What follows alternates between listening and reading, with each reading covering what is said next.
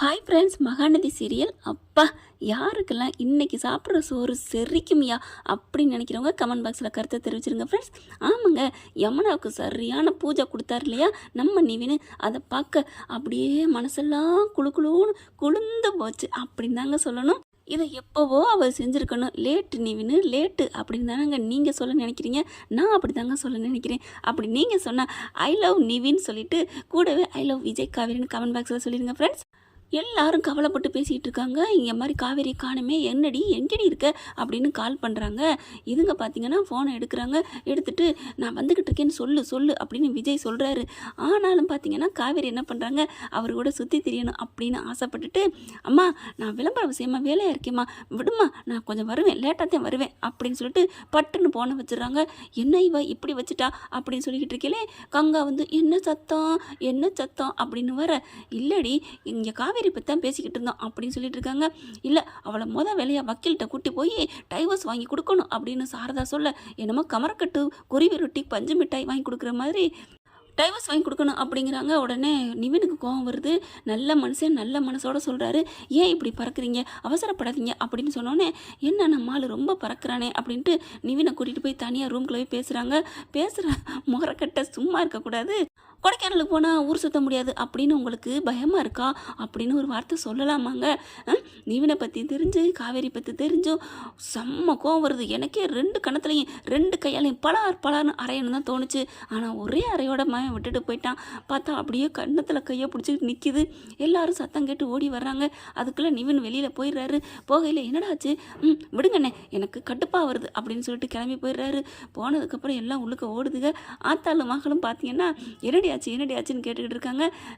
நீ மட்டும் ஏண்டி நிற்கிற, போய் கட்டி பிடிச்ச ஆளு அப்படின்னு சாந்தி என்ன பண்ணுறாங்க, நம்ம கோதாவரியை சொல்கிறாங்க. அவளை ஓடி போயிட்டு என்னடி ஆச்சு சொல்லுன்னு சொன்னால், இங்கே என்ன பண்ணுறாங்க, யமுனா திருடனுக்கு தேள் கொட்டின மாதிரி ஒன்றுமே சொல்ல முடியலை.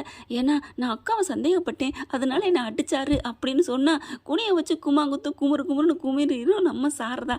ஏன் கங்காவே ஏற்கனவே குடுத்து எடுத்துருக்கு, அதனால பயந்துட்டு ஒன்றும் சொல்ல முடியல. சும்மா நார்மல் பிரச்சனைட்டு ஏண்டி காவேரிக்காண்டி நீங்கள் 2 பேரும் அடிச்சுக்கிறீங்க அப்படிங்கிற மாதிரி அந்த சீனை அப்படியே முடிக்கிறாங்க. இங்கே பார்த்தீங்கன்னா இதுக்கு 2 ஜாலியாக போகுதுங்க. அதுக்கு முன்னாடியே போலீஸ் ஸ்டேஷனில் வச்சு வெண்ணிலா பார்த்தீங்கன்னா அப்படியே என்னடி ஏமாத்திட்டியா அப்படி இப்படின்னு தாமதம்னு குதிக்க, யாரடி ஏமாத்தினா, நீ ஃப்ராடு வேலை பண்ணிய, அதை விட இது ஒன்றும் பெருசு இல்லடி. உண்மையாகவே ஒருத்தனை விரும்பினா அவன் நல்லா இருக்கும்னு நினைக்கணும்டி. இப்போ கூட என் புருஷன் என்னை வேணான்னு சொல்லிட்டா தாராளமாக விட்டுட்டு போயிடுவேண்டி, இந்த தாலியை கட்டி கொடுத்துருவேண்டி.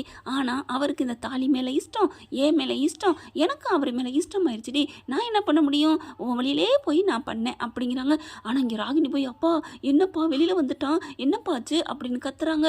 அப்புறம் அவங்க இருக்க மாட்டேன்ட்டாப்பா, அதனாலதான்ப்பா கூப்பிட்டு வந்தேன் அப்படின்னு சொல்ல, இருமா என்ன நடக்குதுன்னு பார்ப்போம் அப்படின்னு பசுவும் கொசுவும் கஷ்டப்பட்டுக்கிட்டு நிற்கிதுங்க.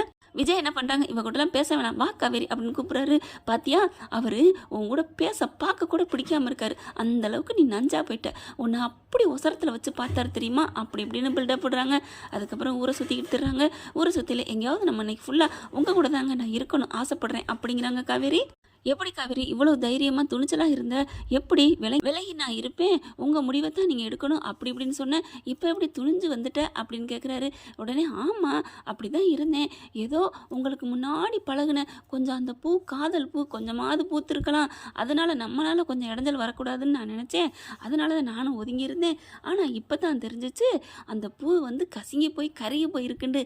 ஆனாலும் இப்போ நான் ஏன் துணிஞ்சு அடிச்சேன்னா, அது நட்ட நடுவில் இருந்தாலும் சரி பொழைச்சி போய் பூத்து கொடுங்களாம் சரி, அதை கசக்கி வேரோட புட்டிங்கி தூக்கி எறியணுங்கிற முடிவில் தானே வந்தேன் அப்படின்னு சொல்லல ஒரு மியூசிக் போடுறாங்க பாருங்கள். காவேரிக்கும் விஜய்க்கும் உள்ள ஒரு மியூசிக் அப்படியே ரம்மியமாக காதலாக வரணும் அப்படின்னா அது ஒரு மியூசிக் பாபான்னு அப்படியே பறக்கும்.